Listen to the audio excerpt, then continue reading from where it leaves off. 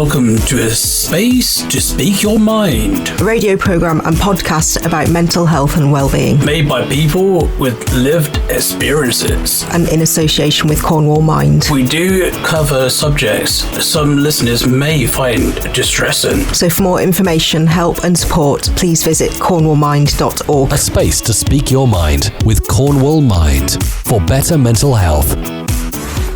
Welcome to the October show. I'm Richard, and on this month's programme, as almost a quarter of women spend less than an hour on themselves without distraction, and 80% think self-care supports their mental health, I'll chat to Love Island's Olivia Bowen, who's encouraging women to finally take time for themselves. She believes self-care is important and wants to help make this a year-long priority for women, as almost half of those questioned believe it's less of a priority to find time for themselves in the colder months. I'll be finding out how continuing to work in later life can be beneficial to our mental health, and how older people experience age discrimination at work, when Mario Ambosi, who's the Director of Communications and Marketing at Anchor, joins me. More than a quarter of adults are struggling with their mental health because of the continuing cost of living crisis, with younger people particularly affected. I'll be discussing this with mental health activist Stephen Manderson, also known as Professor Green, and Jessica Taplin, who's the CEO of the British Gas Energy Trust. And I'm also joined by Jane Nelson of Oddfellows, who believes that friendships bring joy and support, they prevent loneliness and reduce stress, and how autumn's a great time to start filling any friendship gaps, as its branches across the UK are hosting hundreds of events and activities to get involved and meet new people. That's all on this month's show. A space to speak your mind with Cornwall Mind. In a recent survey, almost a quarter of women spend less than an hour on themselves without distraction, despite 80% thinking self-care supports their mental health. Love Island's Olivia Bowen is encouraging women to take time for themselves, and she joins me now. So Olivia, hi, how are you? Hello, I'm good, thank you. How are you doing? Very well today, yeah. We're down in Cornwall, so the sun is getting through. We're going to have a nice day, I think. How about you? Well, I am in London. I haven't actually seen the sun this morning because I was up quite early, but I'm sure it will shine through soon.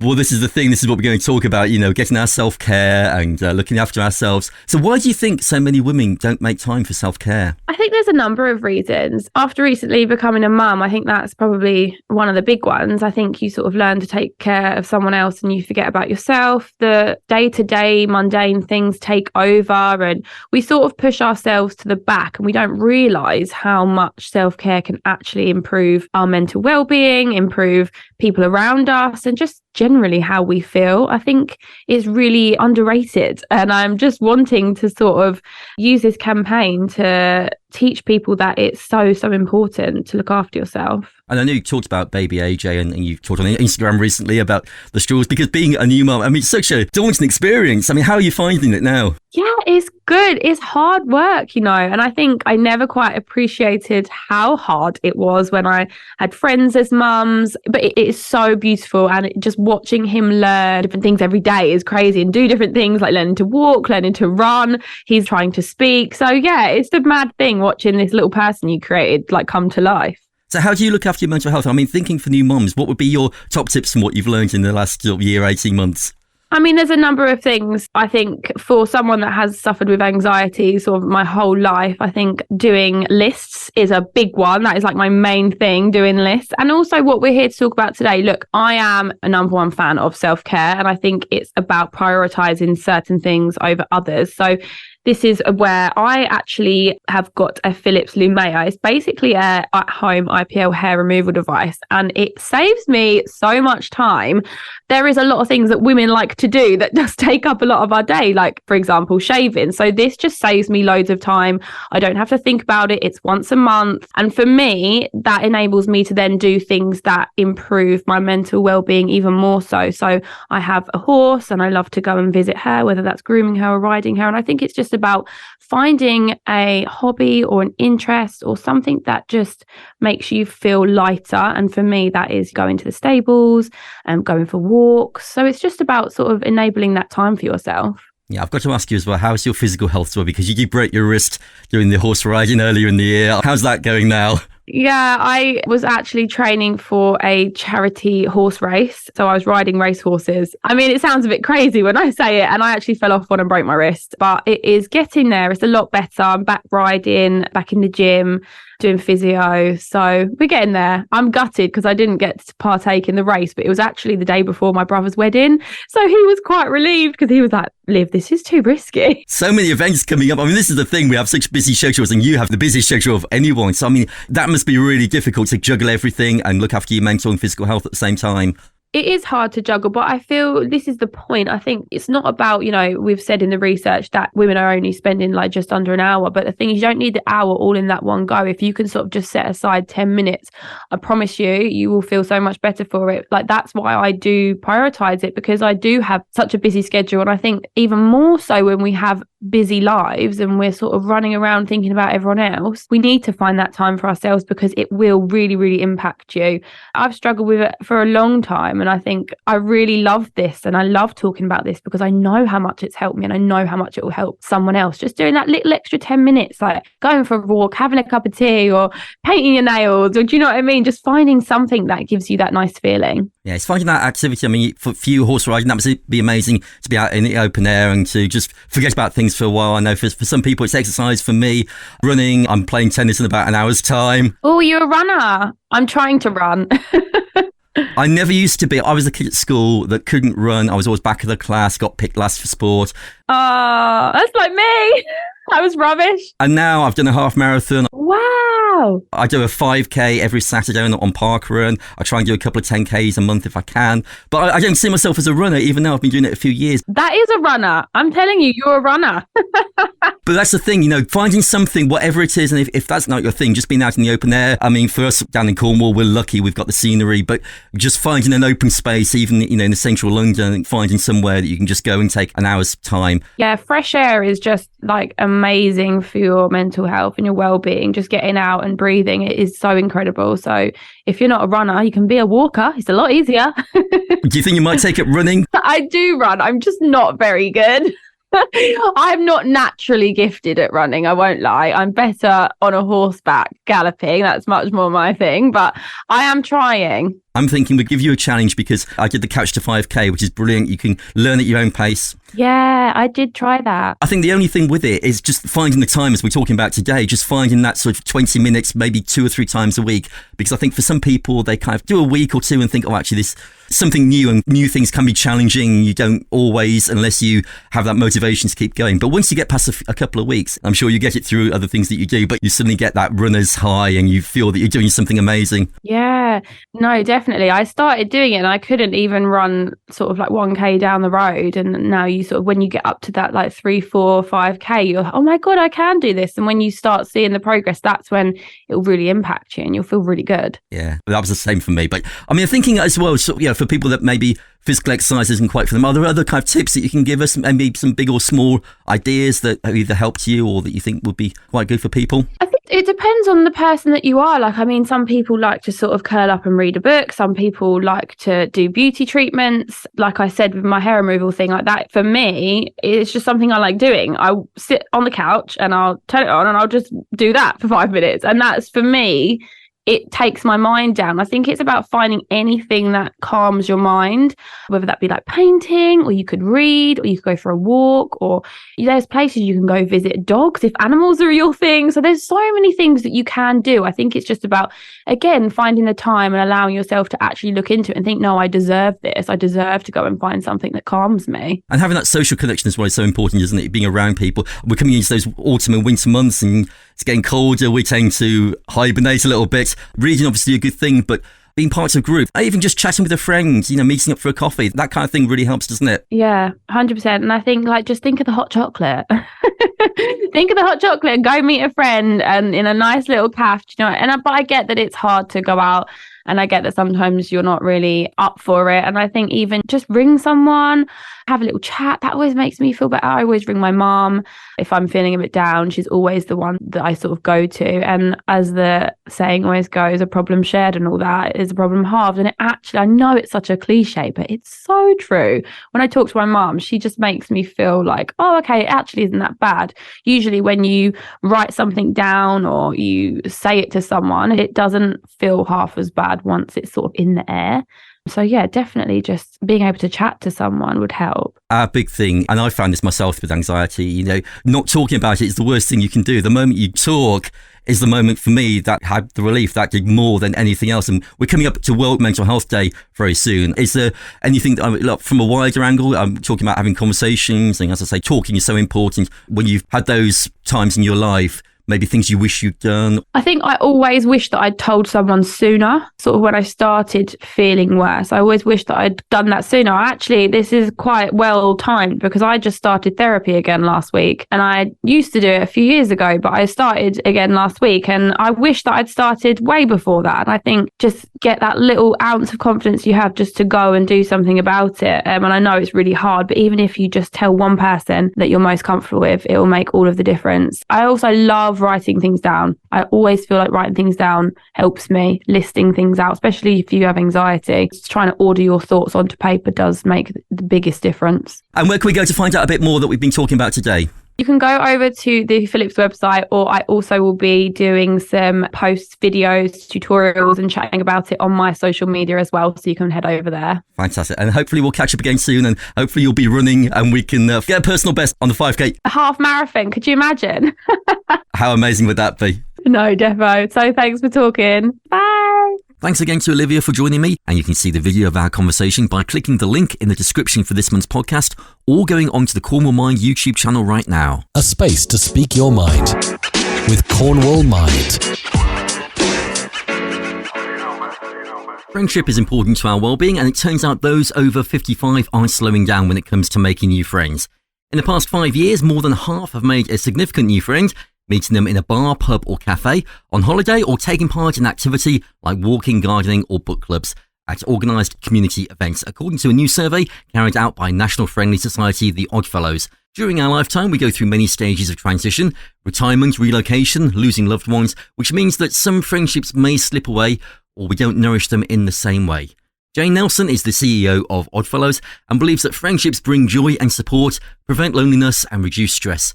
And now is a great time to start filling any friendship gaps at their branches across the UK, where they're hosting hundreds of events and activities for people to get involved and meet new people. And she joins me now. Hi, Jane. Hi, Richard. So why is friendship important as we get older? Well, I think friendship's important to everyone, but I think the older we get, the more hard it can be to make new friends. It's easy if you were in the playground at school, you just go up to somebody and say, will you be my friend? But as we get older, our situations change, we lose contact with people. And I think sometimes that ability to be able to start that conversation can be quite daunting for people as we get older. So Oddfellows did a survey of 2,000 people over 55s, and it showed that actually over 50% of those had actually made a new friend in the last few years, which is fantastic. However, it also shows that that means sort of just less than half didn't. And it's about being open to those opportunities. We need social people. We need our friends around us for a variety of reasons. And one of the things Oddfellows has done is develop what we call a friendship MOT with Dr. Denise Taylor, who's a psychologist. And it's really easy to find on our website, www.friendshipmonth.com. And it's 5 simple questions that just gives you a chance to give your friendships an MOT. It's on 5 particular things like, have you got people around you who you can share your problems with? Have you got people around you that you really enjoy spending time with them? And whatever you answer to, wherever you slide the arrow on each of those questions, then Dr. Denise gives some advice to maybe you need to expand that group that you can do that with. So that's something that we really think is important. At the end of the day, we service our cars, we MOT our cars, we go for annual checkups or 6 monthly checkups to the dentist. So why shouldn't we actually MOT our friendships as well? So that's a really easy tool for people to do. And I think socialising and having friends is good for our social health, it's good for our physical health, and it's good for our mental health. You know, the more people that you have friends with, the more open you are to making new friends, then it means that you can hopefully have a better life in terms of health conditions. But you have to stay open to that. And what I would encourage people to do is to go along to one of the many Oddfellows events we're hosting across the country, which again you can find out from www.friendshipmonth.com. and actually just try out and see whether that's something that you'd like to do. You don't need to be worried about being a rabbit in the headlights, because somebody will be watching out for people they don't know to come in, and you'll be welcomed and made to feel part of the family. So I think that's really important as we go older, because it does become more challenging. There are lots of different places people can make new friends, and sometimes that initial is just actually having a smile and saying hello to the person. Yeah, so what activities are best to do with friends? Well, I think the answer to that is really whatever you and your friends have an interest. It doesn't matter whether it's going for a walk or to the cinema.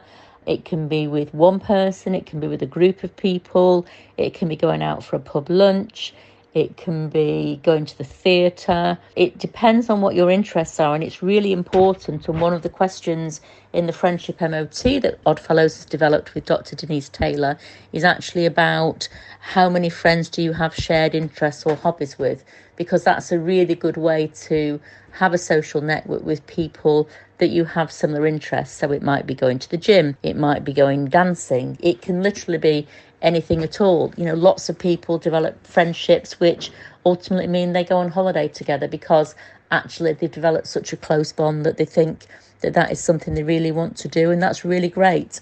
So our events will be wide and varied across the United Kingdom in terms of there'll be afternoon teas, there'll be walks, there'll be quizzes, and all we're doing is to encourage people to just take a step back, think about friendships and how important they are, and then come along to an Oddfellows event. There's some that are online, so for people who find it difficult to get out can still enjoy that socialising and look to make new friends. And there's also lots of face-to-face, and you will be welcomed, and it should be a great way of you coming along and hopefully making some new friends. And friendships are so important on many levels, but how does it affect our mental well-being? I think it's been proven that actually both our mental and physical health can be helped by having that network around you. And it certainly helps stress levels and guards against depression. There are stats that show that people who are very lonely and don't necessarily have many friends can feel very isolated, and that actually if you have that group of people, it doesn't necessarily need to be a large group of people, but if you have that group of people who you can pick up the phone to and chat to, go out for a walk with, cry on their shoulder, be that support, which is a two-way street when they need it too, when you need it. You know, the person that you don't need to dress up for, the fact you could have no makeup on and you've not washed your hair, because actually it's more important that you speak to them because something's upset you.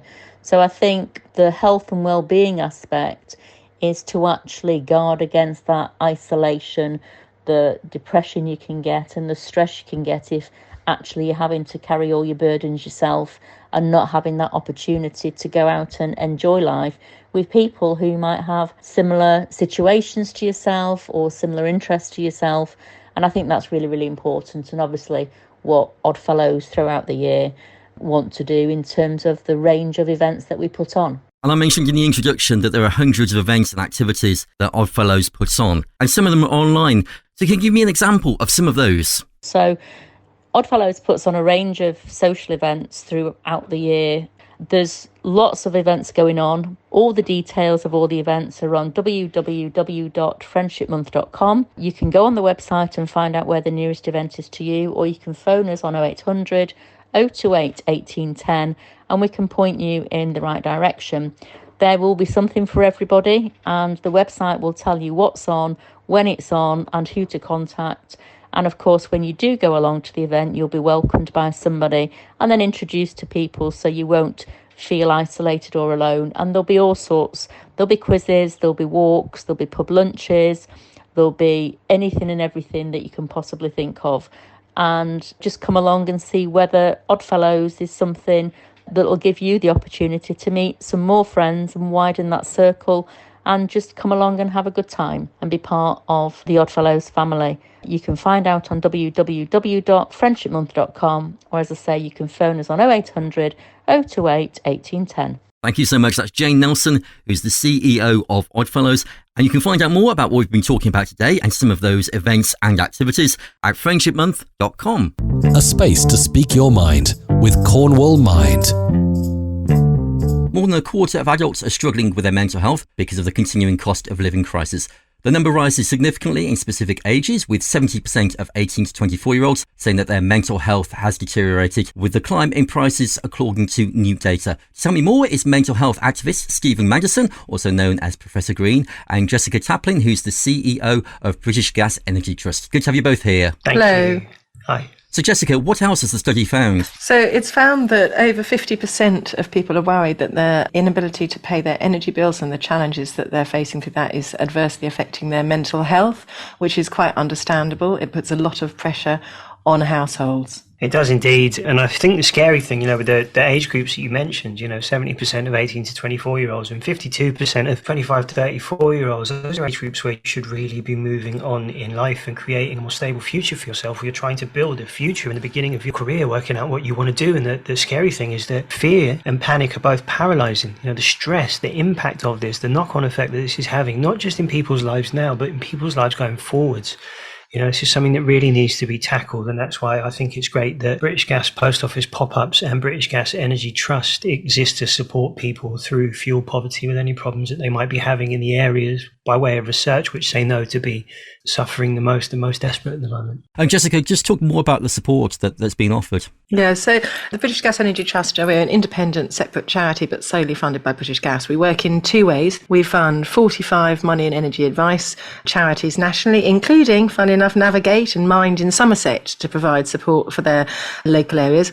Through the British Gas Post Office pop-ups, we are funding another 11 organisations to make sure that there's outreach and that money and energy advice can be in the heart of communities, so that money and energy advisors from these charities can be in the post offices to talk to people as they come in about the challenges that they're facing. And Stephen, you're part of an organisation that promotes online therapy, and you've talked before about your own mental health growing up. So as we're approaching World Mental Health Day, what would you say are the important things that we need to be looking at, especially with this topic? Yeah, I think primarily it's about people accessing support that exists. Some people may not know there is any support out there, may not be in a situation where they themselves feel like looking for anything because of how paralyzing the stress is. You can imagine, right, looking at your numbers, reducing every cost you possibly can and still not having any left. In fact, in some instances being in the minus, still looking at a negative sum and not understanding how you can possibly move forwards and progress in a situation. It's incredibly debilitating, as are most mental health issues. So the important thing is to access support, whether that's support with your bills, benefit eligibility, or whether it is mental health support that you need primarily by services such as Mind, such as Calm, such as the Samaritans. It's just really important to talk and to have a really safe, unbiased place to have a conversation, which is why it's great that the British Gas Post Office pop-ups exist, people being able to go into what is already a hub of their community by way of a post office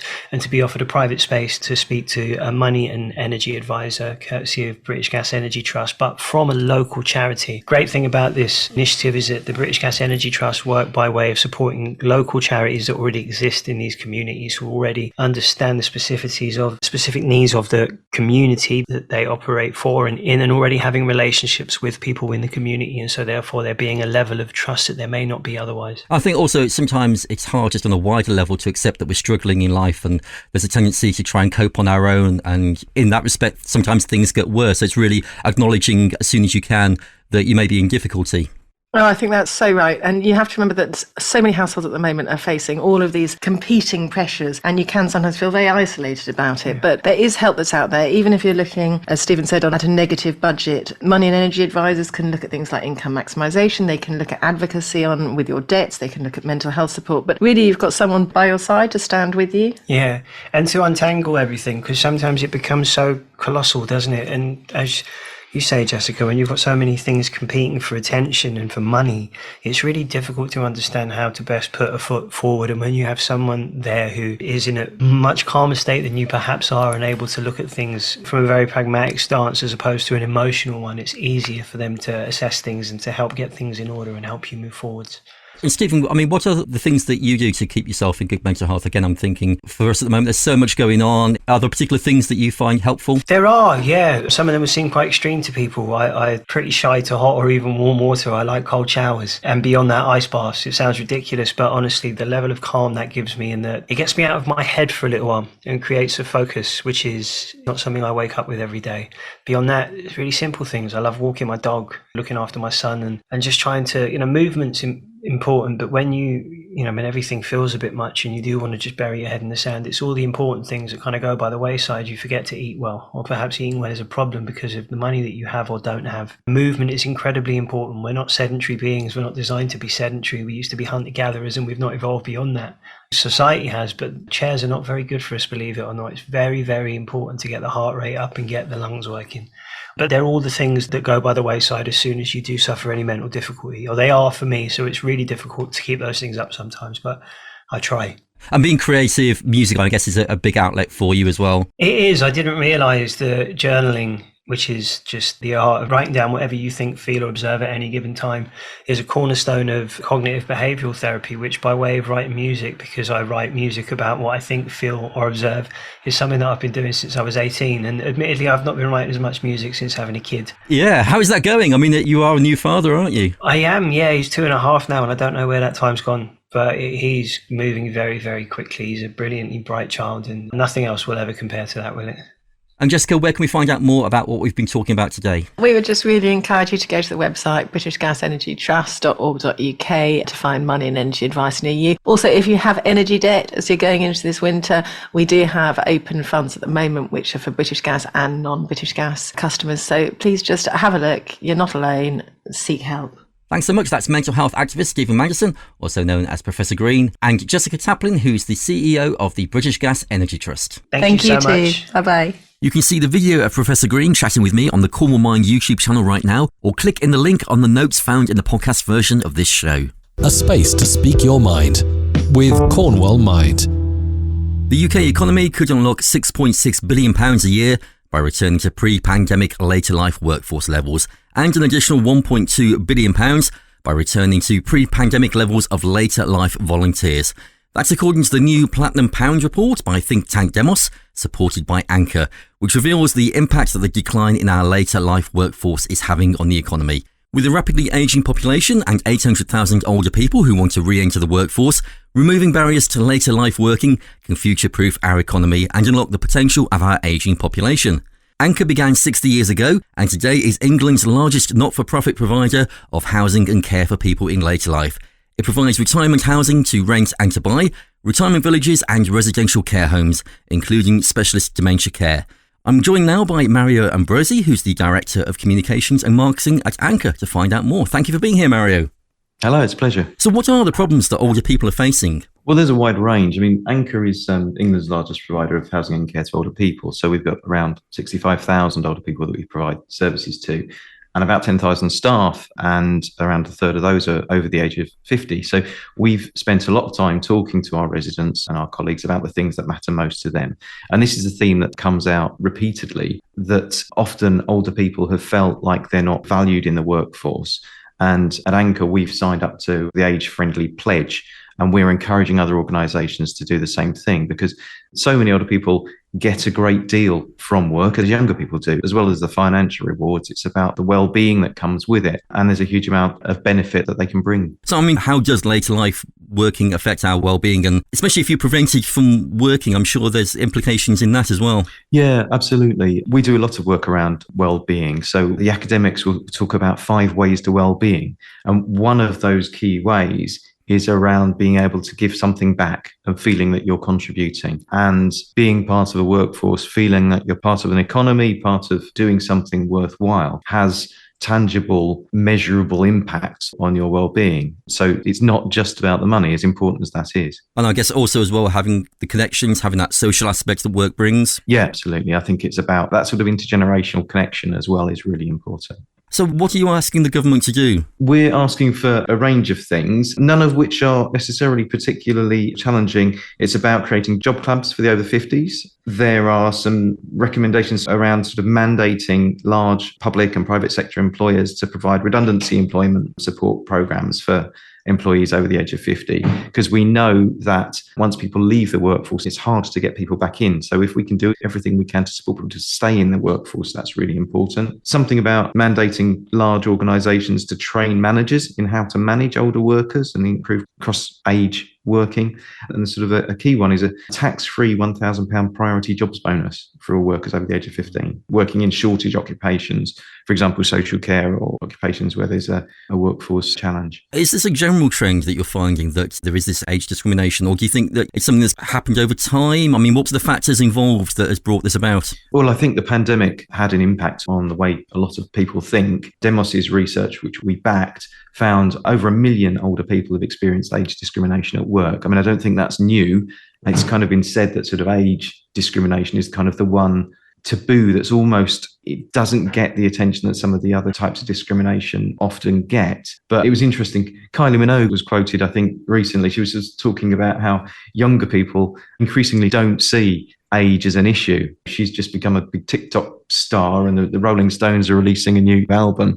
And interestingly, the very younger generations who seem to see past that age as a barrier, and perhaps it's kind of more those in the middle where there's work to be done. And of course, having age also has experience, and the fact that you've been in business for a long time, you can bring that expertise. And are you finding that people of an older age don't have the same, maybe the training? Are they being overlooked when it comes to going through that system? Yeah, absolutely. I mean, certainly the feedback that we've got from the huge number of older people that we spoke to for this research was that people feeling overlooked, or certain assumptions being made about older people. And actually, what people are saying is we have a huge amount of experience, a huge amount of learnt experience that's really, really valuable. And unless people stop to ask about it, stop to listen, that's going to be lost. That's a real tragedy for individuals, but it's a tragedy for the economy as well. As we've said, there's a potentially worth £6.6 billion to the UK economy. It's a sort of a personal tragedy that we're missing out on this, but it's also got a very hard bottom line impact as well. And do you think technology has played a factor? I mean, I'm just wondering whether there was the assumption before that maybe older people don't keep up so much with the technology, and therefore there's this maybe discrimination that younger people are more adept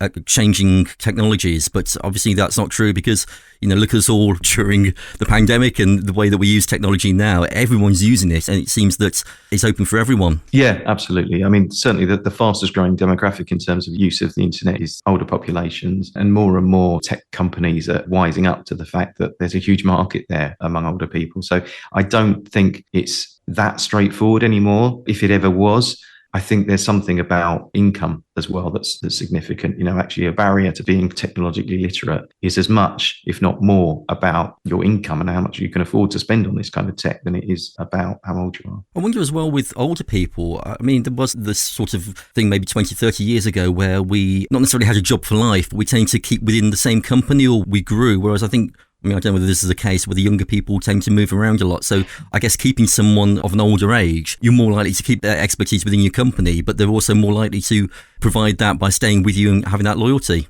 Yeah, I think there's some truth in that, definitely. I think one of the key things that we've found is that flexibility is really important. So a lot of older people may say they really want to stay active, they really want to stay in the workforce, but actually they'd quite like to work part-time or juggling caring responsibilities. So one of the kind of key asks in terms of being an age-friendly employer is working to be as flexible as you can to support people to kind of that work-life balance. And just talking about your organisation as well, can you just tell me a bit more about Anchor? Because I haven't come across your organisation before, and just really how people can access the services that you provide. Yeah, so we're England's largest not-for-profit provider of housing and care to older people. So we run specialist housing for older people across the country. We're pretty much everywhere in England. We're in 85% of local authorities in England. So run specialist housing, and also we have 120 care homes as well. You can find out all about our range of services on our website, www.anchor.org.uk, and we provide services really from the age of 55 up to well over 100. So it's a very broad range of residents that live with us. And also, as far as what we've talked about today, I guess that's the first place people can go. But are you encouraging the public to get involved? Are there ways that we can support your campaign? Yeah, absolutely. I mean, we'd encourage, talk to your employer and tell them about the Age-Friendly Employer Pledge and encourage them to sign up to it. I think that's the key thing. So people can find out more if they go to the website. Mario Ambosi, who's the Director of Communications and Marketing at Anchor, thank you so much for being here on the show. Thank you. That's all for this month's programme. Thanks for listening. I'm Richard, and I hope you'll join me next time here on A Space to Speak Your Mind. If you missed anything, you can download the podcast right now on Apple Podcasts, Google Podcasts, Spotify and Amazon. For support and more information for better mental health, visit the Cornwall Mind website or call the Mind helpline during office hours on 0300 123 3393. You can phone the 24/7 NHS local urgent mental health response phone line. It's free to access by anyone, any age, on 0800 038 5300. And don't forget, you can always call the Samaritans anytime for free on 116 123. If you'd like to be a part of the show, you can get in contact. Just email spacetospeakyourmind@gmail.com. You can also follow us on Twitter @spacetospeak or like us on Facebook.